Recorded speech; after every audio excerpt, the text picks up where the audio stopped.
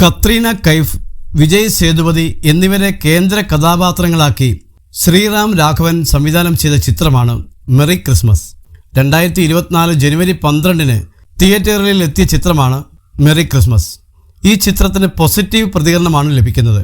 കൂടാതെ വിജയ് സേതുപതി കത്രീന കൈഫ് കോംബോയ്ക്കും മികച്ച അഭിപ്രായമാണ് പ്രേക്ഷകരിൽ നിന്ന് ലഭിക്കുന്നത്.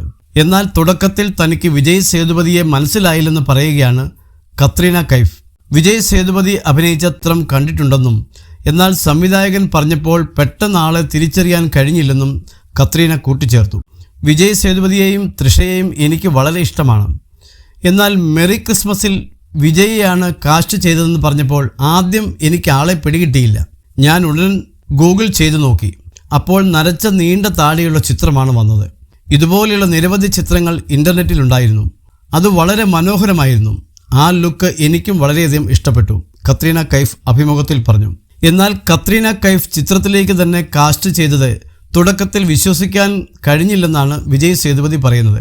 തനിക്ക് മാത്രമല്ല എല്ലാവർക്കും ഈ ഞെട്ടലുണ്ടായിരുന്നുവെന്നും അഭിമുഖത്തിൽ നടൻ വ്യക്തമാക്കി. ഞാൻ ശ്രീറാം രാഘവൻ സാറിൻ്റെ സിനിമ ചെയ്യുന്നുവെന്ന് പറഞ്ഞപ്പോൾ ശരി, വളരെ നല്ലത്, ഗംഭീരം എന്നാണ് എല്ലാവരും പറഞ്ഞത്.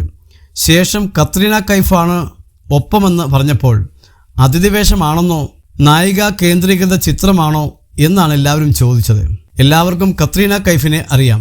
എനിക്കും അതൊരു ഞെട്ടലായിരുന്നു. സിനിമയിൽ എങ്ങനെയായിരിക്കുമെന്നാണ് എല്ലാവരും ചോദിച്ചത്. എനിക്കും ആ ഭയവും സംശയവും ഉണ്ടായിരുന്നു, വിജയ് സേതുപതി പറഞ്ഞു.